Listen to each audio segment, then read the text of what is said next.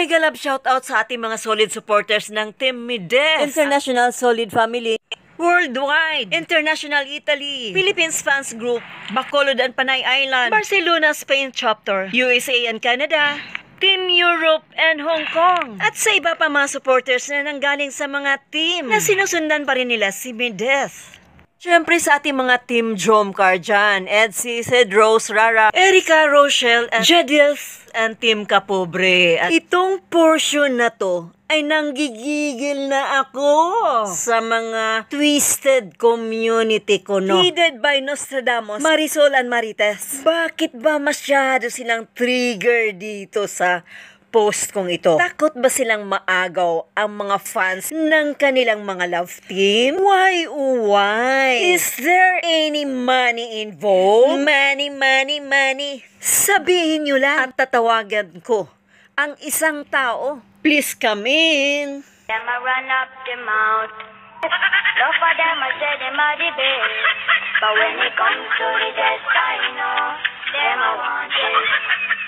Whoa-oh. Take a season and we take a rest. I leave it to the people to suggest who are the best, who are the best in a different contest. Look for them a chat up them now. Hindi tatanggapin pera mo, tig-100 lang yan eh. Tatawanan ka lang ng mga yan. Kasi ayon sa kanilang mga payag, ay napakalaki na raw ng kanilang community. If talagang malaki ang kanilang community, why they were so insecure dito sa community ng Mides na napakaliit lang compared sa kanila? Ganun na ba talaga sila kagahaman? Are they insane or out of their mind? Takot lang nila sa maliit na community? Kasi kung hindi sila natatakot, bakit they keep on yelling at social media? What does it mean? Sumasagot lang kami kapag may ibinabato kayo. And do not try to suppress us our freedom. Kaya raw kami naninira dahil napaalis kami. Excuse me, I was voluntarily left the community dahil hindi ko na nasisikmura ang mga garapalan, mga kilos dyan. Nagsisiraan, nagbabatuhan, kung ano-ano na lang mga issues ang meron sa loob ng community. You are so toxic, community. Are you really a good foundation? And now telling us na for the views lang ang rebuttal namin sa inyo? How dare you to say that hindi kami magnanakaw ng mga content? Sabihin nyo na lang na pinapairal nyo yung pagkasakim nyo. Tapos strategy lang daw. Anong ginagawa mo sa live mo? Hindi ba strategy yan? To tell you frankly, ikaw ang mas matakaw sa views. Even without mentioning our names, pero hindi kami bobo. Ang tanda-tanda mo na, mahilig ka pang pumatol sa mga bata like Mides. Parang anak mo na lang siya. Hindi ka nahihiya sa inaasal mo, knowing na degree holder ka pa naman? Be respectful enough in leading your community para hindi naman kayo kahiya-hiya dyan na puro kaguluhan na lang ang nangyari sa loob ng inyong community. Alam mo, mas mabuti pa, magwalis-walis ka na lang sa mga virus dyan para maging peaceful ang community nyo. Huwag nyo na kaming idamay, leave us alone.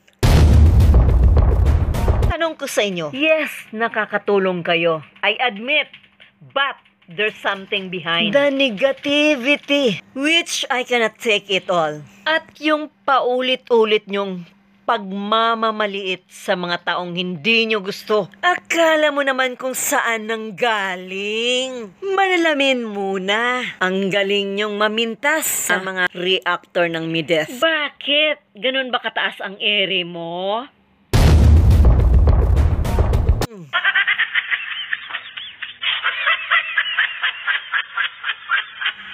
Mga hipokrito, nagkapera lang sa YouTube, maangas na.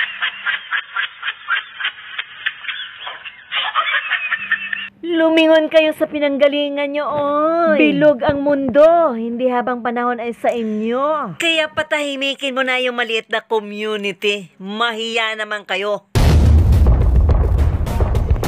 And if the said community has integrity, bakit marami nang nagsipag-alisan na mga supporters? That's the question na dapat nilang sagutin. One thing I know is, you have no empathy at all. Kung meron man, it's purely business. Yan ang totoo na hindi nyo matanggap-tanggap. May empathy ba talaga kayo? Dahil itong tinanggal nyong isang tao, instead na tulungan nyo, ay winasak nyo. Ang tawag nito ay mga sakim, knowing na walang kalaban-laban ang taong ito.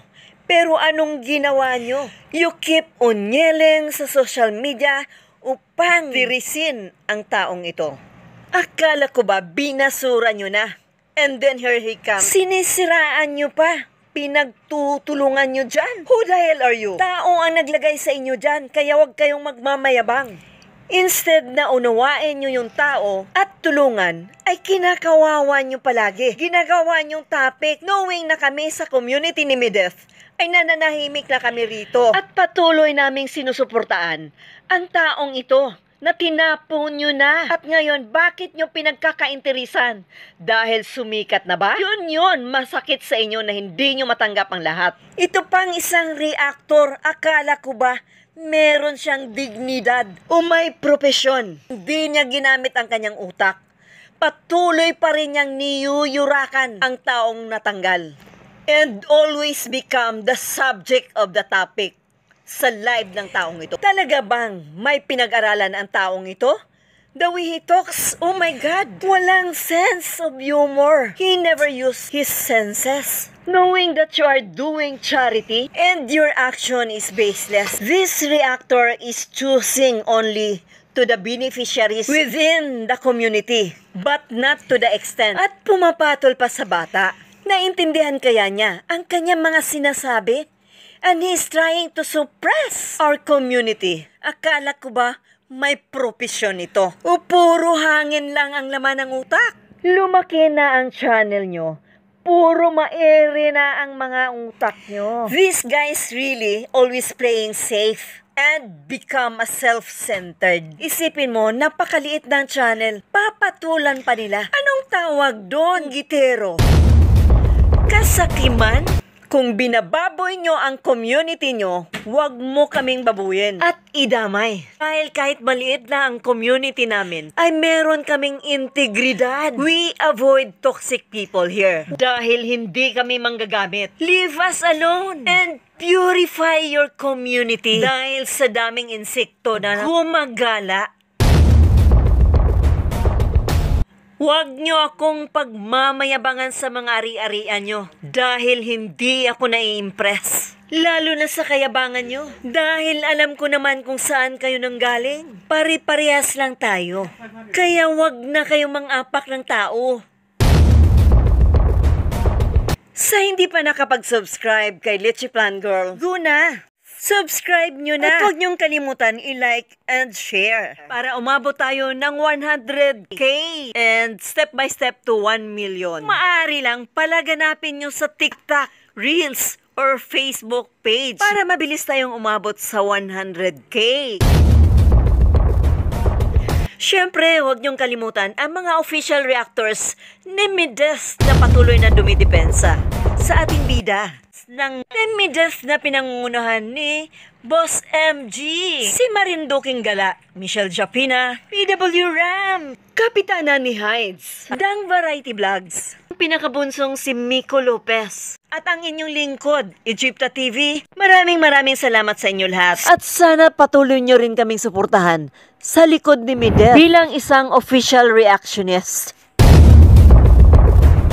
We, Team Mideth, were into peace, love, and unity.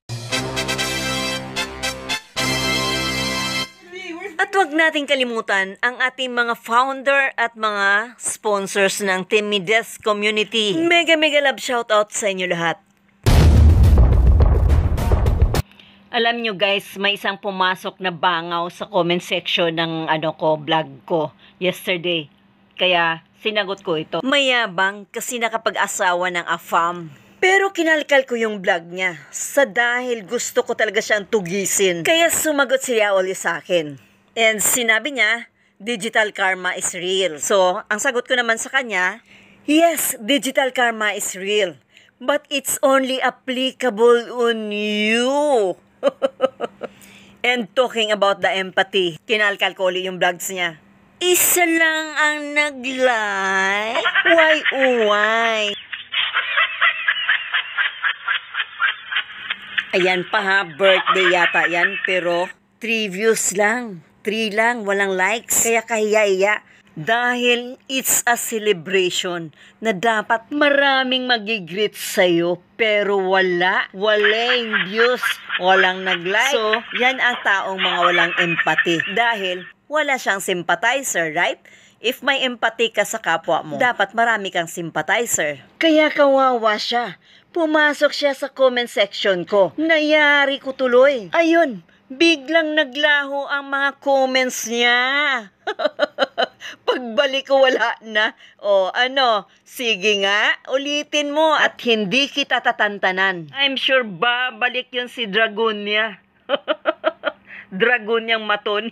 I'm sure makikinig na lang yan siya. Pero I doubt kung magko-comment pa siya ha. Kung si Mides ay mabait na vendor, meron namang isang malokong vendor o napaka-naughty.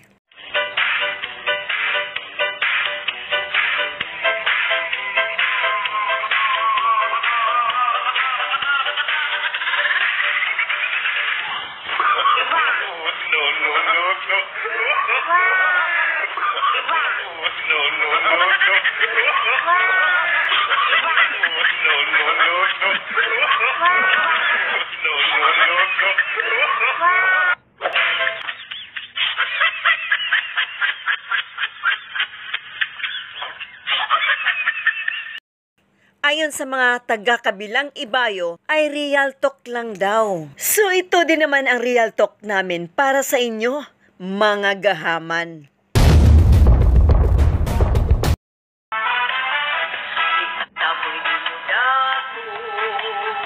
Ay ang silingan matuko. Ang ilang mga baba.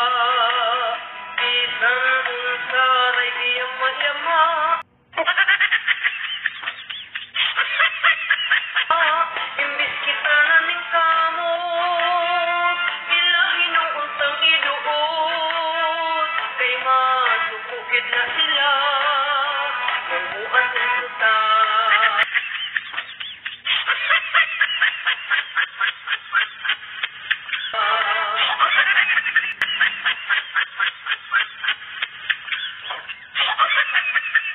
It's Chipka TV.